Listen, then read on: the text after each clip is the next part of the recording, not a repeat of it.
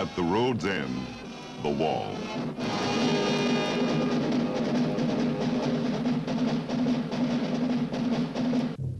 These are the people who move along the road.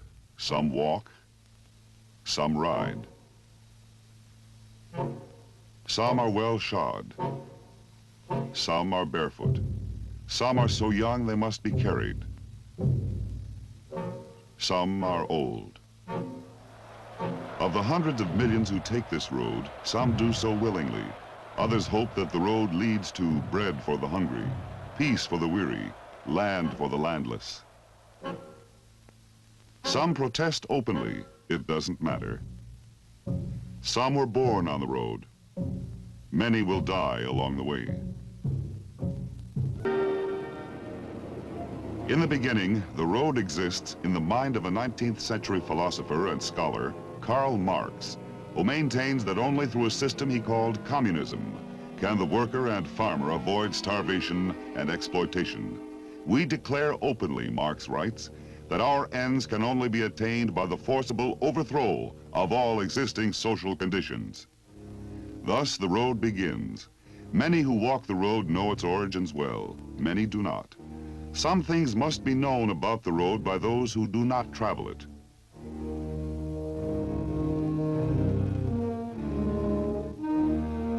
This is a one-way street. The signposts along the way do not describe the true destinations, and nearly everyone who sets foot or wheel on this road goes all the way to the end, for there are few exits, only difficult, dangerous escapes.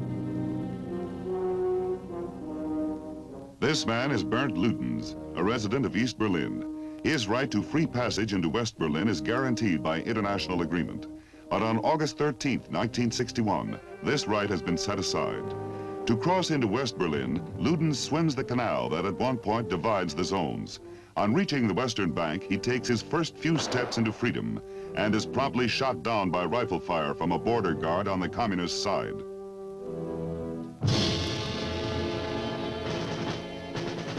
To know why Bernd Ludens was shot down across an artificial border by a man who bore him no personal malice, we must look at the road.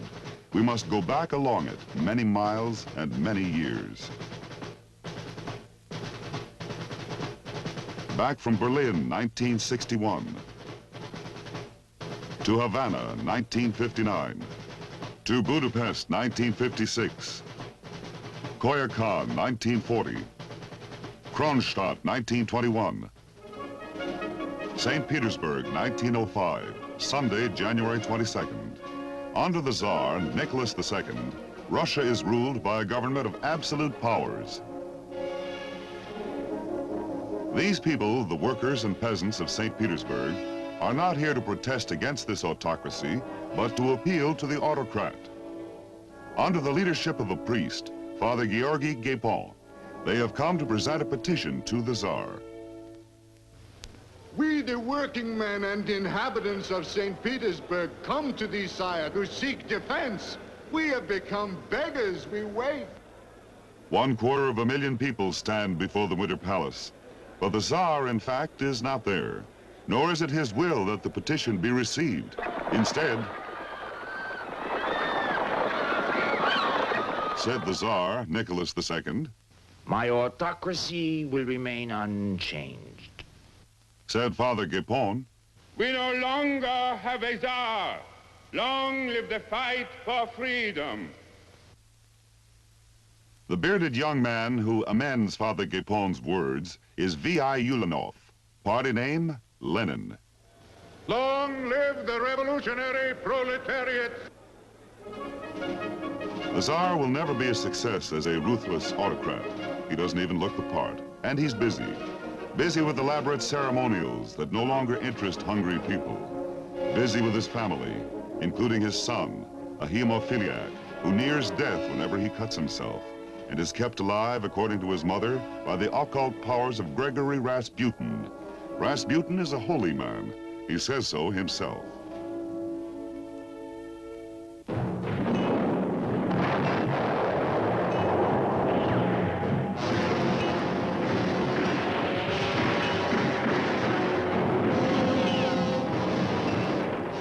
World War I may be hell in the West. It is pure hell 10 times over for the Russians.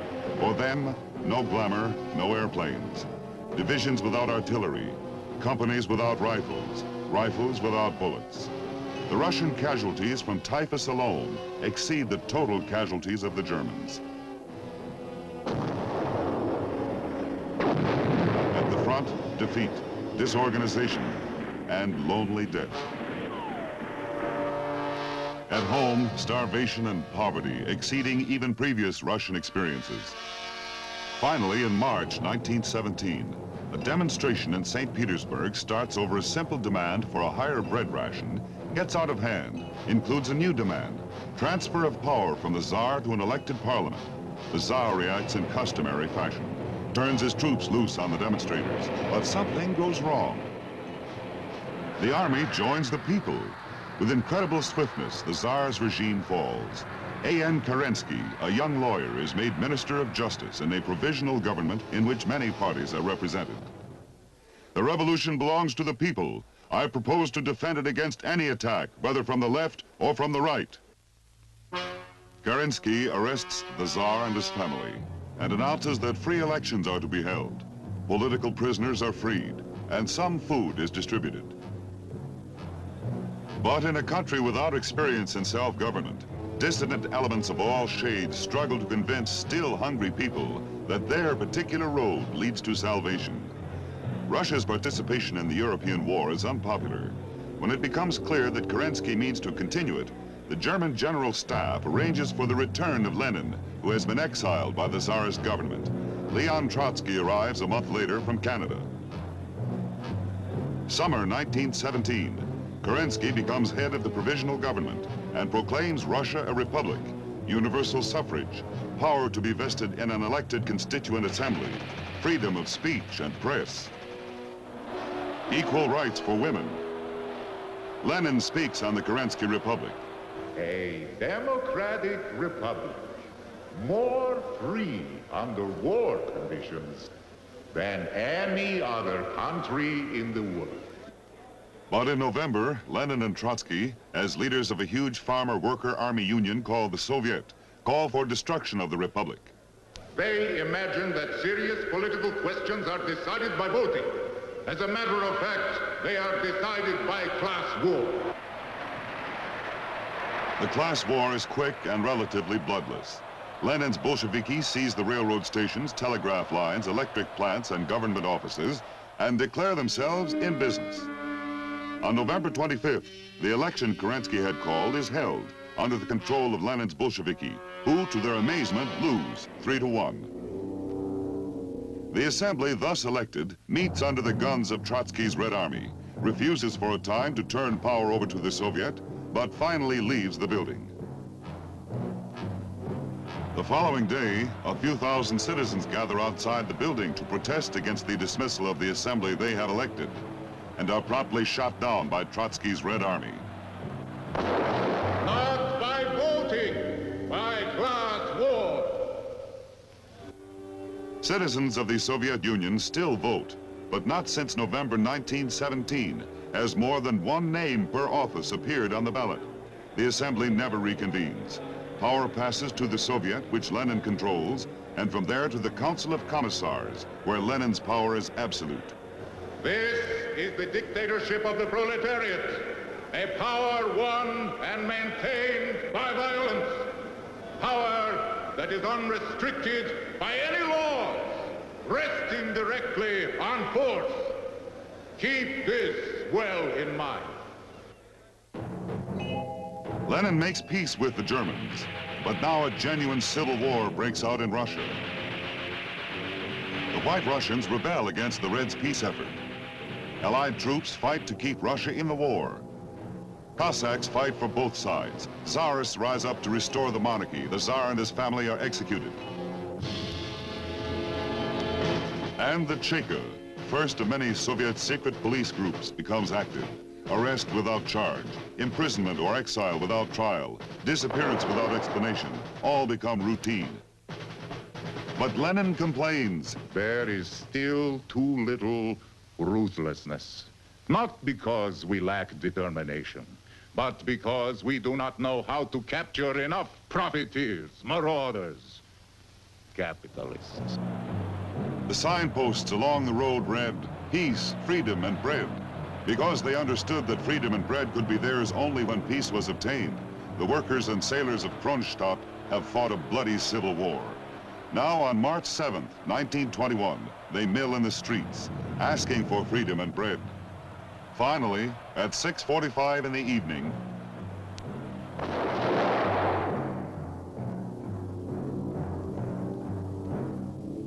Trotsky, commander of the Red Army, who ordered the slaughter, gives the only explanation. It was necessary. Lenin and Trotsky are now firmly in power.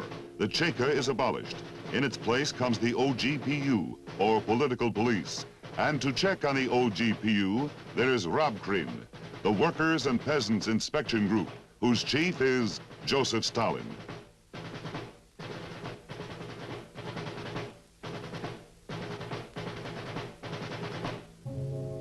He disputes Trotsky's position as Lenin's second-in-command and heir apparent. In the struggle, Stalin has the support of Zinoviev, chief of the Communist International, and of Kamenev, city leader of Moscow, who could make you a judge or send you to Siberia. Now, with the Civil War won, Lenin eases the demands for belt-tightening and public sacrifice. Out of economic necessity, he institutes a new policy. Emphasis is placed on production of consumer goods, but the state maintains control of heavy industry. Even private enterprise is permitted within limits. And a new phrase, American aid, enters the Russian vocabulary. By March 1922, the American Relief Administration under Herbert Hoover is feeding 10 million Russians.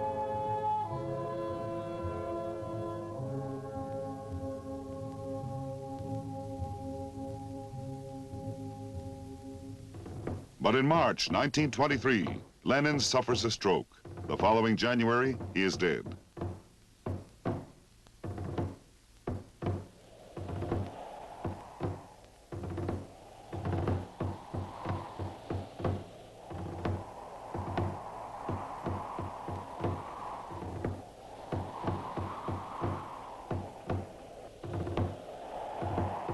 Stalin, Zinoviev, and Kamenev force Trotsky into exile. Then Stalin overrules his two associates and ends the new economic policy. In its place come three successive five-year plans, all designed to emphasize productive capacity, especially heavy industry and power output.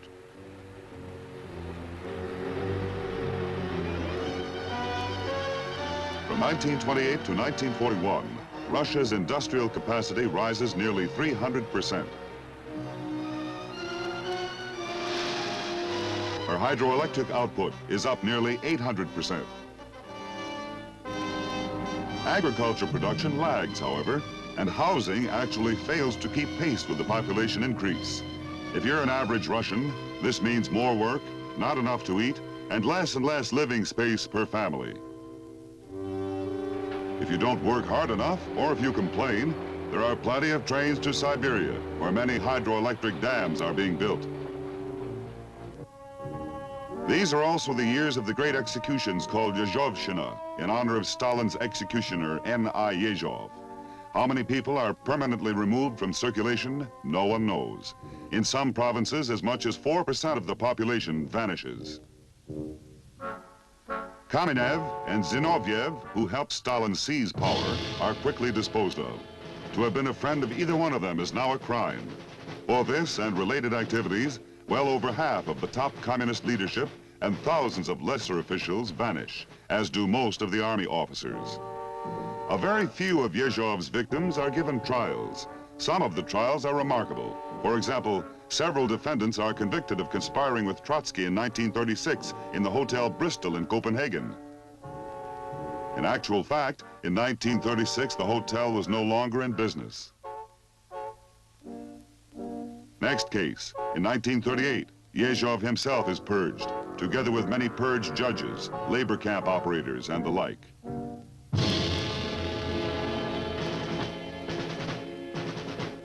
Koyakhan, near Mexico City, August 20th, 1940, a young man plunges a mountain climber's axe into an old man's skull.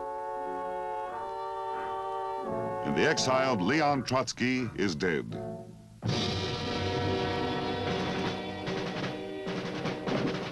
In the West, meanwhile, another dictatorship arose devoted to world conquest, complete with infallible leader, secret police, and cattle cars that carried men and women to the grave, or worse. Vor uns liegt Deutschland, in uns marschiert Deutschland und hinter uns kommt Deutschland. This is the time of the Popular Front. All who would make common cause against the fascists are welcome. But even as the pickets march, the Popular Front is changing. On August 23rd, 1939, Molotov and Stalin for the Russians and von Ribbentrop for the Germans undertake to divide the world between them.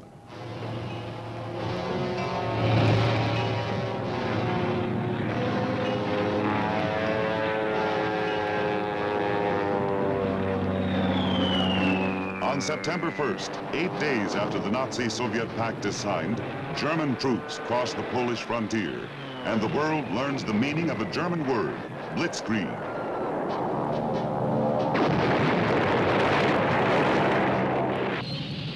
On September 17th, the Red Army crosses Poland's frontier.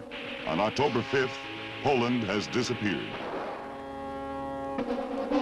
But with the fall of France, Hitler decides the pact has served its purpose and ends it by invading the territory of his recent partner, Russia.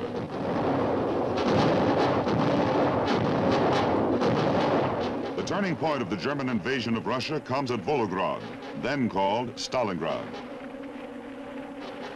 When the war ends, Russia acquires as spoils of war eastern Poland, Bessarabia, Subcarpathian Ruthenia, East Prussia, northern Sakhalin, the Kuril Islands, and portions of Finland. Latvia, Lithuania, and Estonia are incorporated as Soviet republics, and much of their native population is deported. There are Russian zones of occupation pending final peace treaties in Germany, Austria, and North Korea. And the Russians have the right to maintain garrisons in Poland, Hungary, Romania, and Bulgaria. How did we get to the present situation, with an Iron Curtain dividing Europe and communist outposts throughout much of the world? What is the secret of communism's post-war expansion? What methods do they use? The answer is, they use them all. Occupying troops remain until political domination is achieved in Poland, Romania, and Hungary. Zones of occupation become zones of influence and control in East Germany and North Korea. Along with their political and psychological efforts, economic aid and trade agreements help spread the Soviet influence in Africa and in the Middle East. Force is avoided wherever possible, but when it is needed, it is used.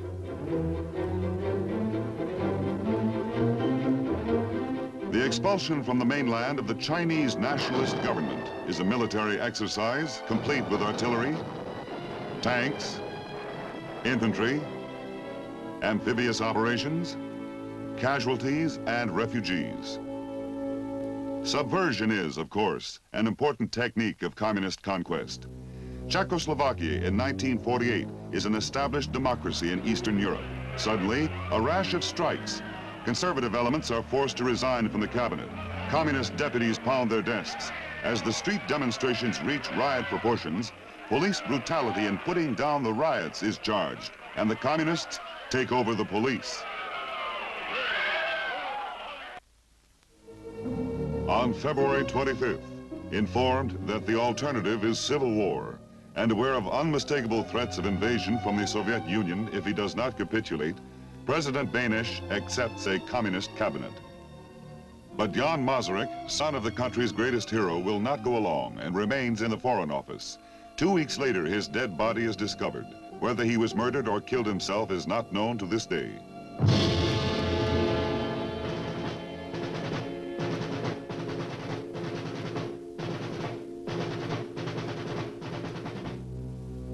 Three months later, a constitution, Soviet style, is adopted by Parliament.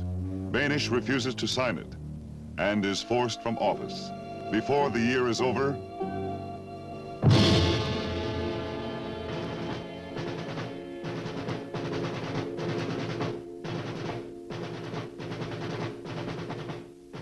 Czechoslovakia, like its heroes, Benish and Masaryk, is dead.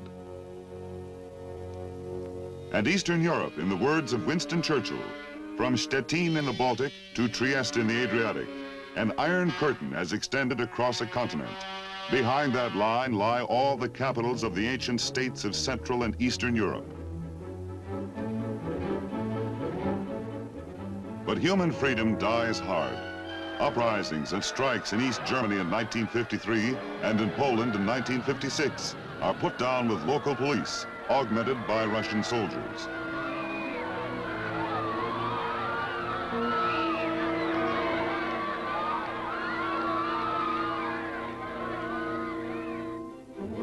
Budapest, October 1956. These demonstrators are not anti-communists. In fact, many of them, Hungarian students, are communists who feel that they have the right to determine how Hungarian communism is to be administered. On October 24th, local party bosses decide enough is enough, and in the interest of law and order, their order, direct police to fire into the crowd. But the crowd does not melt away, even when Russian garrison troops join the police. Faced by an overwhelming mob, the Russians stage a strategic withdrawal, leaving the Hungarian police to be slaughtered by their own countrymen. In November, Imre Nagy was a communist, but a Hungarian communist. Speaking as prime minister, he declares Hungary neutral, as between Russia and the West. The Russians hesitate. The Hungarians celebrate. But hesitation and celebration end soon. An entire Russian army invades Hungary and crushes the revolt. Nagy visits the Russians under a flag of truce to discuss surrender terms. June 17, 1958, his execution is announced.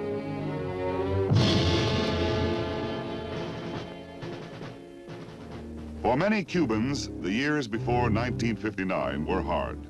As in many other countries, the Cuban peasants rarely owned the land they worked so hard to till. For the urban masses, life in city slums was also depressing. Filth and disease flourished, yet most of these poor Cubans, the proletarian mob, suffered their lot almost as if they were unaware that there was another way to live.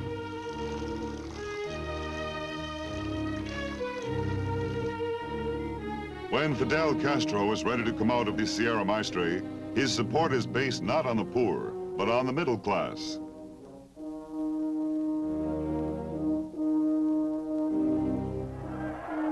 Ironically, it is the knowledgeable who form the advance army of the revolution. But when the Pied Piper seeks to broaden the support for bread and peace, the poor are there to listen. Many believe, few doubt, the revolution is a success. Castro's brother Raul is a self-proclaimed communist. His close associate, Che Guevara, had participated in the unsuccessful revolution in Guatemala. But in the enthusiasm of the revolution, few Cubans, even in the middle class, believe that Fidel Castro will ever turn communist. At first, he promises free elections. He acknowledges many of the traditional rights of citizens and the established institutions of government. But the elections never take place, and the government quickly becomes an instrument of coercion. The takeover is a success.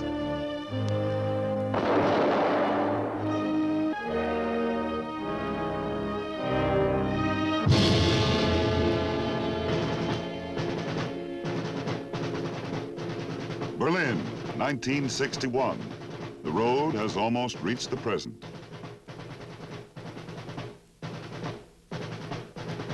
Why have the Russians built this wall?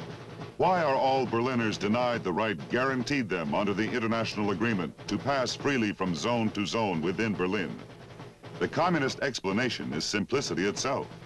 According to them, West Berlin is a base for intrigue, an imperious assault on East Berlin and East Germany, where a man has a chance to enjoy the finer things in life. But Bernd Ludens was going the other way, east to west, and so was every other casualty at the wall. The free passage of people between East and West Berlin was the only critical gap in the Iron Curtain.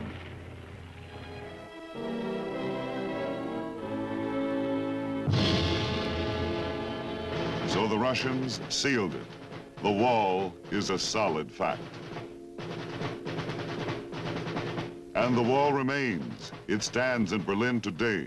It stands and will stand wherever the road of world communism leads.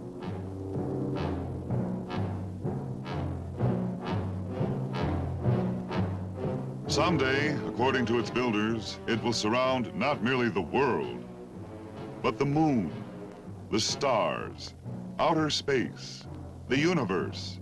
Their objective is clear, but so is ours. They intend to put the world on their road. We intend that the world shall be free, each man and each country, to choose the road that suits him best. To achieve our objective, we need, above all, to understand each new threat must be met, force with force, as in Korea, threatened military action with military aid, as in Greece and Turkey, exploitation of economic weakness with economic aid and cooperation. Means that only through a system he called communism can the worker and farmer avoid starvation and exploitation. We declare openly, Marx writes, that our ends can only be attained by the forcible overthrow of all existing social conditions. Thus the road begins. Many who walk the road know its origins well. Many do not. Some things must be known about the road by those who do not travel it.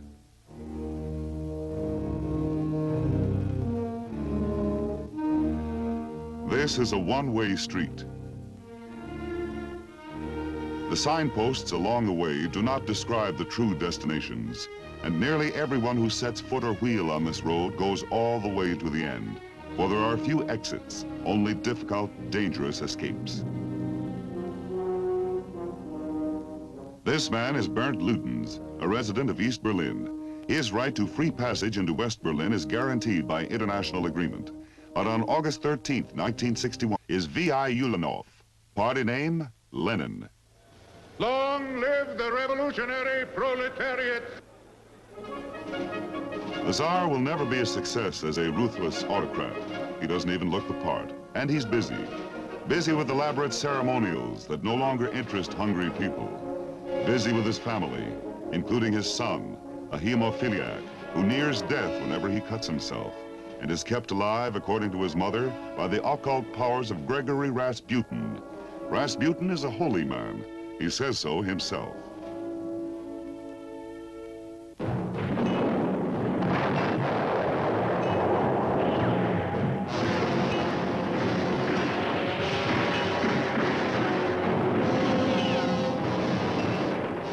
World War I may be hell in the West. It is pure hell 10 times over for the Russians.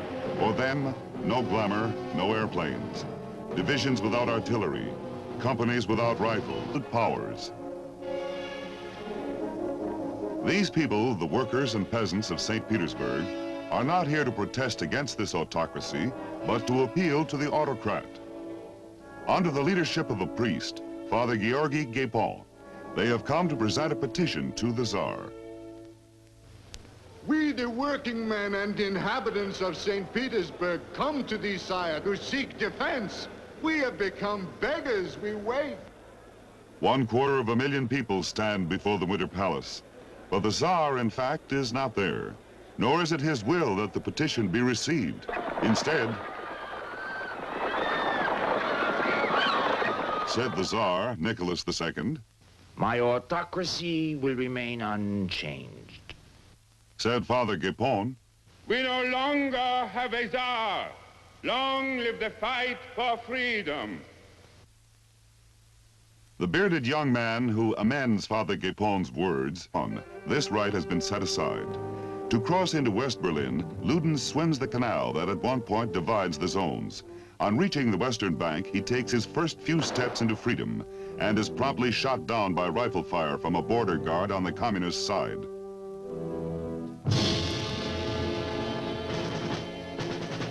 To know why Bernd Ludens was shot down across an artificial border by a man who bore him no personal malice, we must look at the road. We must go back along it many miles and many years. Back from Berlin, 1961. To Havana, 1959. To Budapest, 1956. Koyakán, 1940.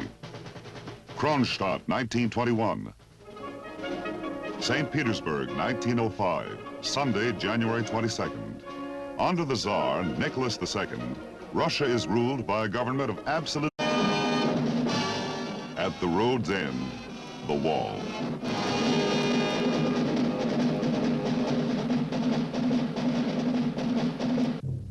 These are the people who move along the road. Some walk, some ride. Some are well shod.